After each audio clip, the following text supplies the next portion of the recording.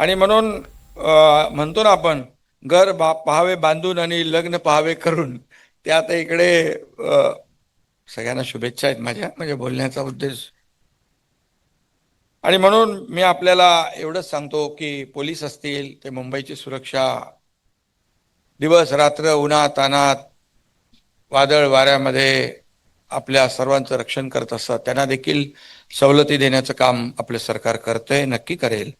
आणि आता मुख्यमंत्री महोदयांच्या मार्गदर्शनाखाली देखील काही ज्या काही त्रुटी राहिल्यात, मगाशी आपले कालिदास कोळंबकर म्हणाले, बाळासाहेब स्वतः यायचे त्या मंदिरामध्ये. मुख्यमंत्री महोदय त्यांच्या भाषणात सांगतील भवानी मंदिर बांधायचं आहे म्हणाले ते. आणि पार्किंगचा एक विषय आहे, तो कसा आपल्याला कॉम्पन्सेट करता येईल ते तुम्ही सांगा. आणि म्हणून आपल्याला जेवढं काही जास्तीत जास्त देता येईल ते आपण या ठिकाणी दिलं पाहिजे. खरं म्हणजे बांधकाम सुरू असताना देखील भाडं पहिलं कमी होतं, मग आपण भाडं वाढवलं.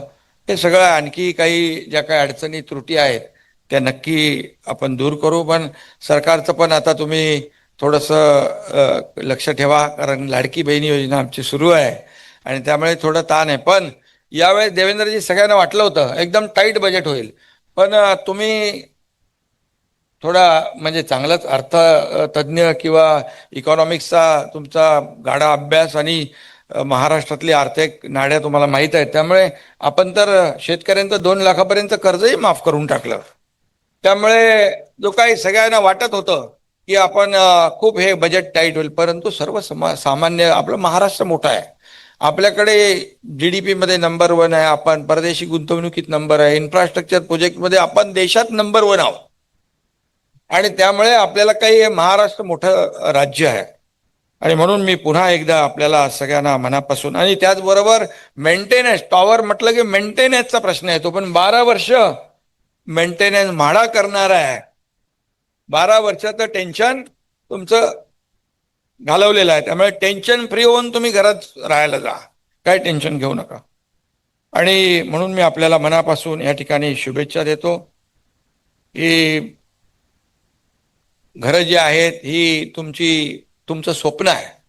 आणि ही घरं मला माहित आहे की कोणी मुंबईतलं घर विकूच शकत नाही. आणि म्हणून आम्ही नेहमी म्हणतो की मुंबईकर जो आहे, मुंबईच्या बाहेर फेकला गेलेला मुंबईकर, त्याला पुन्हा मुंबईत आणण्याचं आम्हाला काम करायचं आहे. आणि अशा प्रकल्पांच्या माध्यमातून आम्ही ती करतोय.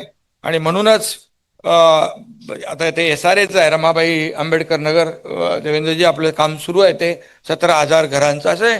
मुंबई देखील बाळासाहेबांची इच्छा होती 40 लाख लोकांना मोफत घरं देणं, मुंबई झोपडपट्टी मुक्त करणं. आणि म्हणून त्या दिशेने आम्ही काम करतोय. क्लस्टर योजना आहे, या इमारतींचं देखील क्लस्टर होईल, SRAचं देखील क्लस्टर होईल आणि लाखो लोकांना मोठ्या प्रमाणात घरं मिळतील.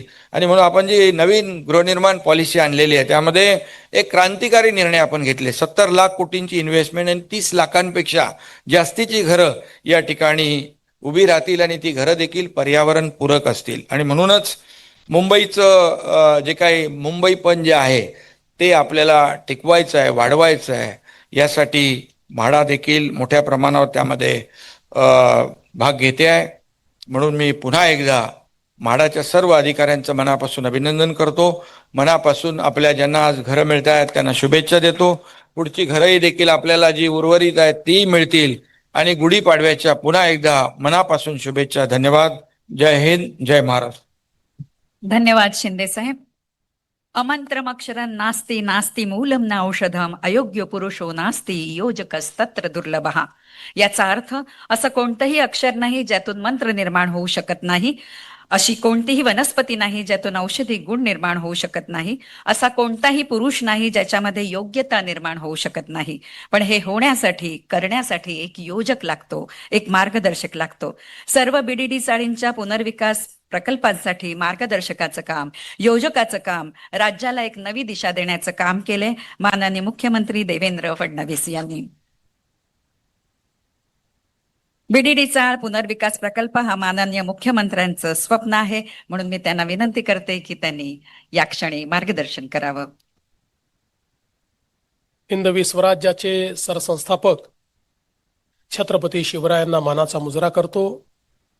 भारतीय राज्यघटनेचे शिल्पकार भारतरत्न डॉक्टर बाबासाहेब आंबेडकर यांना मानवंदना अर्पित करतो आणि आजच्या नायगाव बीडीडी चाळ पुनर्विकास प्रकल्पाच्या 6व्या वाटण्याच्या या कार्यक्रमाला मंचावर उपस्थित असलेले राज्याचे लोकप्रिय उपमुख्यमंत्री माननीय एकनाथराव शिंदेजी, राज्याच्या पहिला महिला उपमुख्यमंत्री माननीय सुनेत्राताई पवार, श्रीराम शिंदेजी, राहुल नार्वेकरजी, मंगलप्रभात लोढाजी, राज्याचे IT आणि सांस्कृतिक कार्यमंत्री आशिष शेलारजी, उपसभापती डॉक्टर नीलमताई गोरे, राज्यमंत्री डॉक्टर पंकज भोयर, मनीषाताई कायंदे, महापौर रितुताई तावडे, श्री सदा सरवणकर, श्रीमती चित्राताई वाघ, 9 वेळा निवडून आलेले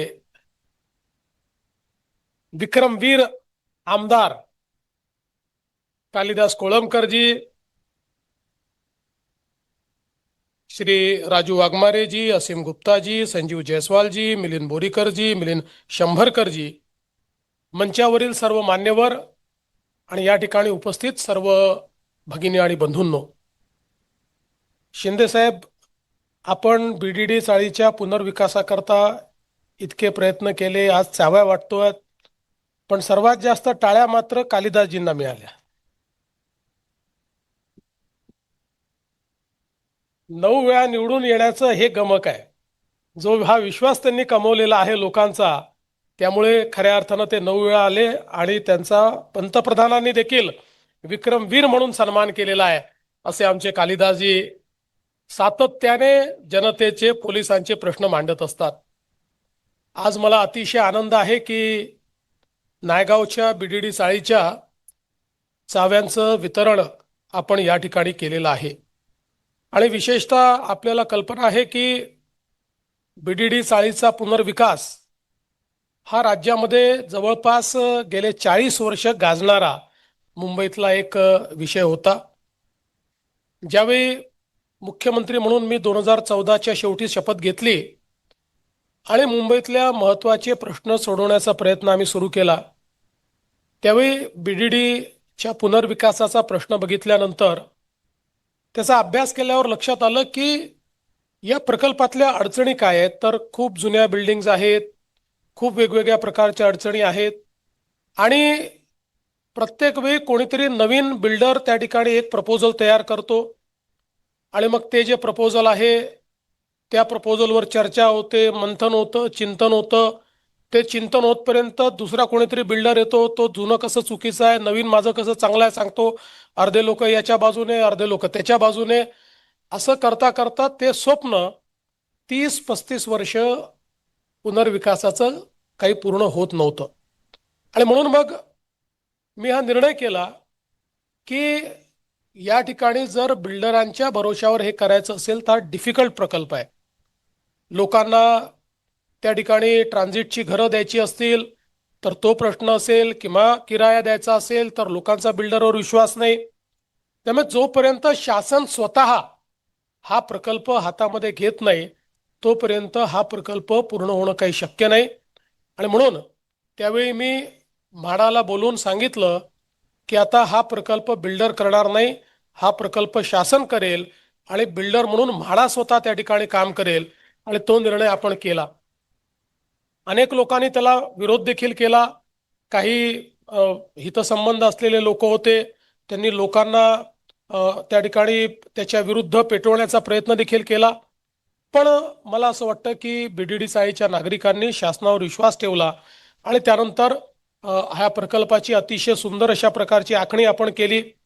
आणि आखणी केल्यानंतर म्हाडाला मी दुसरं सांगितलं की हे काम जर आपल्याला करायचं असेल तर आपल्याला जे काही देशातले उत्तम अशा प्रकारचे या ठिकाणी बांधकाम कंपन्या आहेत त्यांनाच याच्यामध्ये आपण आणलं पाहिजे. आणि मग L&T सारखी कंपनी, टाटा सारख्या कंपन्या, ज्या देशातल्या सर्वोत्तम कंपन्या आहेत त्यांनाच या ठिकाणी आपण क्वालिफाय करू शकू असे स्ट्रिक्ट नॉर्म्स आपण त्या ठिकाणी टाकले. आणि त्यातनं अतिशय उत्तम अशा प्रकारच्या L&T सारखी कंपनी, आज हे तर नायगावचं L&Tने काम केलेलं आहे आणि या कंपन्या त्या ठिकाणी कामाला आल्या, त्या कामाची सुरुवात झाली. नंतर काय काय अडचणी आल्यात आपल्याला शिंदे साहेबांनी सांगितलं, पण पुन्हा आपलं सरकार आल्यानंतर शिंदे साहेबांच्या नेतृत्वात त्या सगळ्या अडचणी ज्या काही होत्या त्या आम्ही दूर केल्या. याला अतिशय वेगानं त्या ठिकाणी आम्ही वेग दिला आणि मला आनंद आहे की पहिल्या टप्प्यामध्ये आपण वरळीच्या, आता दुसऱ्या टप्प्यामध्ये नायगावच्या, आणि आता मला असं वाटतं वर्षातनं 2 वेळा तरी आपण या ठिकाणी अशा प्रकारचा चाव्या वाटपांचा कार्यक्रम करू. कारण आपण चाव्या जर वाटल्या नाही तर कालिदासजी आपल्या डोक्याला चावा घेत असतात. ते चावाच घेतात डोक्याचा आणि ताबाही घेतात. त्याच्यामुळे मला असं वाटतं की हे अत्यंत महत्वाचं आहे की वेगानं हे सगळं काम झालं पाहिजे. शेवटी जशी जशी जागा मिळते, काही जागा होती ती आपण वापरली, काही ठिकाणी आपल्याला जुन्या चाळी तोडून मग त्या ठिकाणी बिल्डिंग बनवायच्या आहेत. त्यामुळे ती जागेच्या अभावामुळे त्याला थोडा उशीर लागतोय. पण आता आपण हे ठरवलंय की 2029 पर्यंत 100% सगळ्या घरांच्या चाव्या या आपल्याला त्या ठिकाणी द्यायच्या आहेत. आणि म्हणून मी आमच्या म्हाडाचे अधिकारी असतील आणि त्यासोबत आपले कॉन्ट्रॅक्टर्स असतील, या सगळ्यांचं देखील अतिशय मनापासून अभिनंदन करतो की या सगळ्यांनी खूप चांगलं काम केलेलं आहे. आता नायगावचं आम्ही जाऊन बघू, चहा प्यायला येऊ तुमच्याकडे. पण आम्ही वरळीच्या जे आपले आहेत त्यांच्या घरी चहा प्यायला गेलो होतो. अतिशय उत्तम बांधकाम झालेलं आहे. L&Tनी तिथेही बांधकाम केलं, अतिशय सुंदर केलेलं आहे. म्हणजे कुठल्याही खाजगी बिल्डरला लाजवेल अशा पद्धतीचं बांधकाम हे या सगळ्या पुनर्विकासाचं झालेलं आहे. सगळ्या प्रकारच्या ॲम्युनिटीज या त्या ठिकाणी देण्याचा प्रयत्न आपण केलाय. हे खरं आहे की आपण वरळीला एकास एक पार्किंग देऊ शकलो, पण नायगावला लोकांची मागणी आहे. इथे 2 लोकांना 1 पार्किंग मिळालेलं आहे. पण अलीकडच्या काळामध्ये या गोष्टी अडचणीच्या होतात आणि म्हणून त्याचं सोल्युशन काय आहे? आता इंजिनिअरिंग सोल्युशन काढण्यात थोडा त्रास आम्हाला असा होतोय की इथे अंडरग्राऊंड पार्किंग असल्यामुळे जागेची कमतरता आहे. पण काही ना काही सोल्युशन या संदर्भातलं हे आम्ही निश्चितपणे काढू. मी आणि शिंदे साहेब आम्ही दोघांनी आता चर्चा केली आणि निश्चितपणे त्याही संदर्भातलं जे काही सोल्युशन आहे ते सोल्युशन आपण काढू. आणि दुसरा अंबा माता मंदिराचा प्रश्न कालिदासजी आपण भवानी माता, अंबा माता नाही, भवानी माता मंदिराचा आपण प्रश्न मांडलेला आहे. भवानी माता म्हटल्यानंतर तर छत्रपती शिवरायांचं कुलदैवत आहे ते, आणि आमचंही आहे आणि आपल्या अख्ख्या महाराष्ट्राचं कुलदैवत आहे. त्यामुळे भवानी माता मंदिराकरता 900 चौरस फूट जागा त्या ठिकाणी देण्यात येईल आणि तात्काळ अतिशय सुंदर अशा प्रकारचं त्याचं बांधकाम हे आपण करू. आधीपेक्षाही उत्तम लोक केवळ ते मंदिर बघण्याकरता येतील अशा प्रकारचं बांधकाम हे त्या ठिकाणी आपण करू, हा विश्वास या निमित्ताने मी तुम्हाला देतो. आज खरं म्हणजे मुंबईमध्ये सामान्य जो आमचा मराठी माणूस आहे, सामान्य माणूस आहे, मुंबईतला गरीब माणूस आहे, त्या सगळ्यांना घरं देण्याचा प्रयत्न आपण करतो. विशेषतः BDD चाळीला तर फार मोठा इतिहास आहे. आपल्याला कल्पना आहे की लोकशाहीर अण्णाभाऊ साठे असतील किंवा भारतरत्न डॉक्टर बाबासाहेब आंबेडकर असतील, यांच्या सहित इतक्या नररत्नांची खाण या BDD चाळी राहिलेल्या आहेत की खऱ्या अर्थानं मला असं वाटतं की याचा जो इतिहास आहे, हा इतिहास एक प्रकारे आता या पुनर्विकासानंतर मला असं वाटतं याच्यावर देखील एक पुस्तक लिहिलं गेलं पाहिजे. कारण मी ज्यावेळेस वरळीच्या काही आमच्या मोठ्या बहिणींशी चर्चा केली तर त्यांच्या जीवनातल्या अनेक प्रसंग त्यांनी BDD चाळीत घडलेले सांगितले. कोणी 40 वर्षापासून, कोणी 50 वर्षापासून, लग्नापासून राहायला आले, 16व्या 17व्या वर्षी लग्न झालं आणि आता 79 वर्षाचे आहेत. अशा एक आम्हाला काकू भेटल्या की ज्यांनी त्यांचं आयुष्यातलं BDD चाळीत कसं ते आयुष्य गेलं हे सगळं त्यांनी त्या ठिकाणी सांगितलं. त्यामुळे मला असं वाटतं की जे अर्बन ट्रान्सफॉर्मेशन होत आहे या संदर्भातही निश्चितपणे लिहिलं गेलं पाहिजे. आणि आपण आता पुढे प्रयत्न करतोय.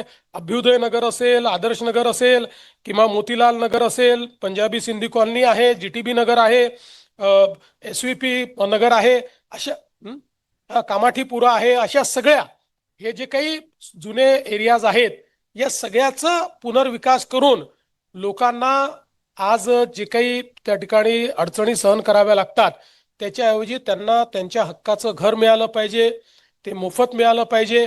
अशा पद्धतीनं आपला जो गरीबात गरीब माणूस आहे, मध्यमवर्गीय, त्याचा विचार आपण करतोय. जसं शिंदे साहेबांनी सांगितलं की आत्तापर्यंत मुंबईतला मध्यमवर्गीय हा मुंबईमध्ये घराचं स्वप्न पाहू शकत नव्हता.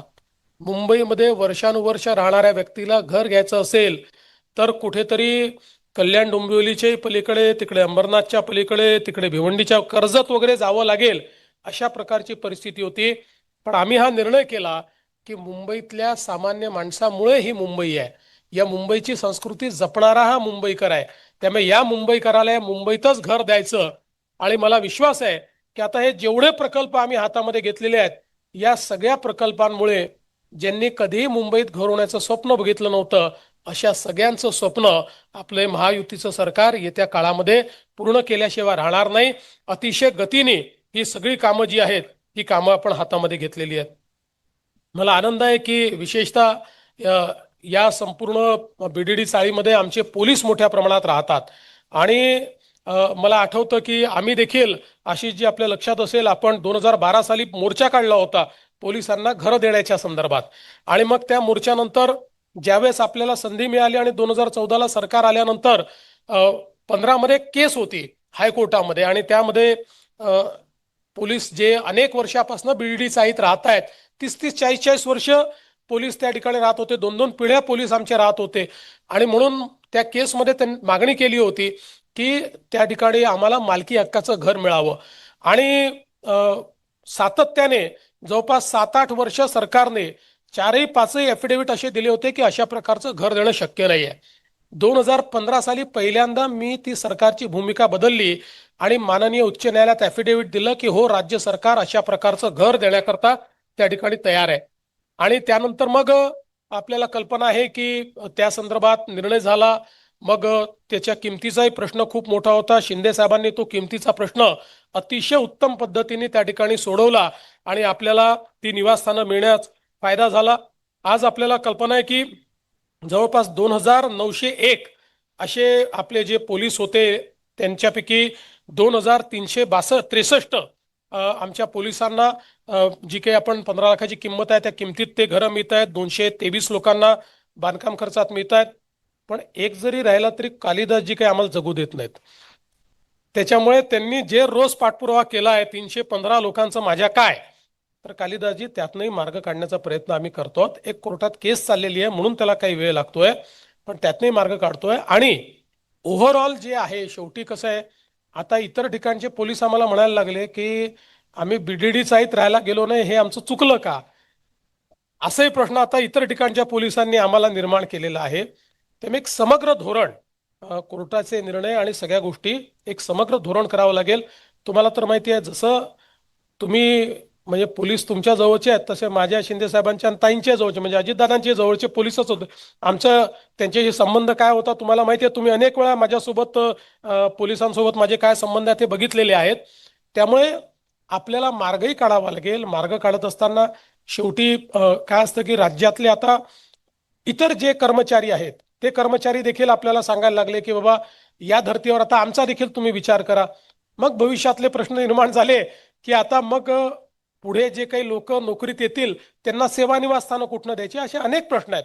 पण तरी देखील मी तुम्हाला हे सांगतो की तुमचं आणि आमच्या स्वप्नामध्ये काही भेद नाही आहे. फक्त त्यातनं कायदेशीर आणि व्यावहारिक अशा दोन्ही पद्धतीचा मार्ग काढला पाहिजे. कारण मी तर 2016 साली तुम्हाला लक्षात असेल की मुंबईमध्ये पोलिसांना मालकी हक्काच्या घराची जी पॉलिसी आहे ही 16 मध्ये आपण तयार केली. त्या पॉलिसीमध्ये काही अडचणी नंतरच्या काळात आल्या, पण आता पुन्हा आपण ती पॉलिसी योग्य प्रकारे कशी करता येईल त्या संदर्भात आपण प्रयत्न करू. आणि आता पुढच्या काळामध्ये हे सगळं जे रिडेव्हलपमेंट मुंबईमध्ये होणार आहे, जवळपास म्हणजे हे सगळे जे जुने वेगवेगळ्या लेआउट्स आहेत, या लेआउटचं जे रिडेव्हलपमेंटचं काम आपण हातामध्ये घेतलंय त्याची एकत्रित आपण विचार केला तर जवळपास 1000 एकराचं रिडेव्हलपमेंटचं काम आता आपण मुंबईमध्ये करतो. त्यामुळे मोठ्या प्रमाणात मुंबई जी आहे ती या ठिकाणी बदलणार आहे. मुंबईमध्ये सामान्य माणसाला घर तर मिळणार आहे, पण मुंबईची लिव्हेबिलिटी, मुंबईमध्ये इज ऑफ लिव्हिंग, सामान्य माणसाच्या जीवनामध्ये क्वालिटेटिव्ह चेंज हा आणण्याचा आपला प्रयत्न आहे. आणि त्या दृष्टीने खऱ्या अर्थानं आपलं हे सगळं काम चाललेलं आहे. आणि म्हणून तुम्ही बघा की बीडीडी चाळीचे पुनर्विकास करताना अनेक वेळा अधिकाऱ्यांची चर्चा व्हायची, एक एक आपण ॲम्युनिटी वाढवायचो. ते सांगायचे साहेब आम्हाला प्रॉफिट नको, पण खिशातनं घालायला लावू नका. पण तरी आपण सांगायचो नाही, काही हरकत नाही, पुढे तुम्हाला जे काही सेलेबल आहेत त्याच्या किमती वाढणार आहेत, त्यामुळे तुम्ही ते टाका. असं करत करत आपण जेवढ्या जास्तीत जास्त ॲम्युनिटीज त्या ठिकाणी देता येतील ते देण्याचा प्रयत्न आपण केलेला आहे. आणि म्हणून मी एवढंच या निमित्ताने सांगतो की निश्चितपणे भविष्यातही बीडीडी चाळीचं काम तर उत्तम पूर्ण करूच, सगळ्यांना त्या ठिकाणी राहण्याची चांगली व्यवस्था आपण करून देऊ. पण मुंबईमध्ये इतरही जे मध्यमवर्गीय मुंबईकर आहेत त्यांचंही घरांचं स्वप्न पूर्ण करण्याकरता आपलं सरकार हे कटिबद्ध आहे. आपल्या आज ज्यांना चाव्या मिळालेल्या आहेत त्यांना मी पुन्हा एकदा विनंती करतो, मागच्या वेळेस केली होती की काही झालं अडचणी कशात नाही भागवा, पण मुंबईतलं बीडीडी साईतलं आपलं घर कधी विकू नका, काही झालं तरी विकू नका, अशी आपल्या सर्वांना या निमित्ताने विनंती करतो. आणि जे दुसऱ्या पिढीचे लोक आले आहेत त्यांना तर विशेषत्वाने सांगतो की तुमच्या पहिल्या पिढीने ज्या हाल अपेष्टा या बीडीडी चाळीमध्ये सहन केलेल्या आहेत, आता जे घर मिळालेलं आहे ते घर त्यांच्या हाल अपेष्टांची कहाणी सांगणारं घर आहे. त्यामुळे कधीच ते घर तुम्ही विकायचा विचार करू नका. ते घर, त्याचं संवर्धन योग्य पद्धतीने तुम्ही करावं, अशा प्रकारची तुम्हाला सर्वांना विनंती करतो. आपल्या सर्वांना अतिशय मनापासून नवीन घराच्या शुभेच्छा देतो आणि माझं बोलणं संपवतो. धन्यवाद. जय हिंद, जय महाराष्ट्र. धन्यवाद साहेब. उर्वरित सदनिका धारकांना उद्यापासून साईट ऑफिस नायगाव इथे रोज सकाळी 10 ते 6 या वेळेत वितरण पत्र देण्यात येणार आहे. त्यासाठी 3 पासपोर्ट साईज फोटो लागतील, पोस्टकार्ड, 1 फॅमिली फोटो लागेल, आधार आणि पॅनची कॉपी लागेल. त्याच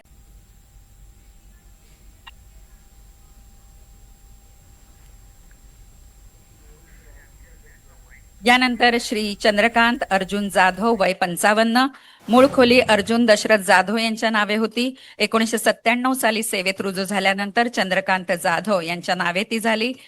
सदनिकेचा इमारत आहे T4 आणि सदनिका क्रमांक 806.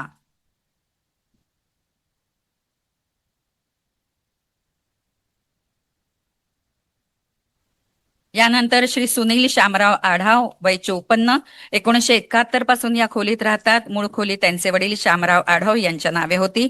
इमारत क्रमांक आहे T6 आणि सदनिका क्रमांक 905.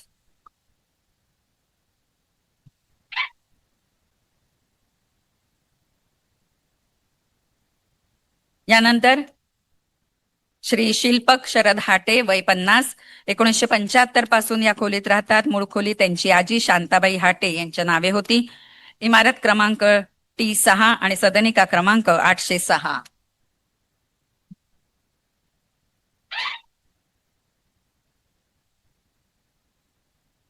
यानंतर श्री जगदीश मोतीलाल शिंदे वय 47, जगदीश हे जन्मापासून या खोलीत राहतात. मूळ खोली त्यांच्या आजोबांच्या नावे होती. इमारत क्रमांक T6 आणि सदनिका क्रमांक 505.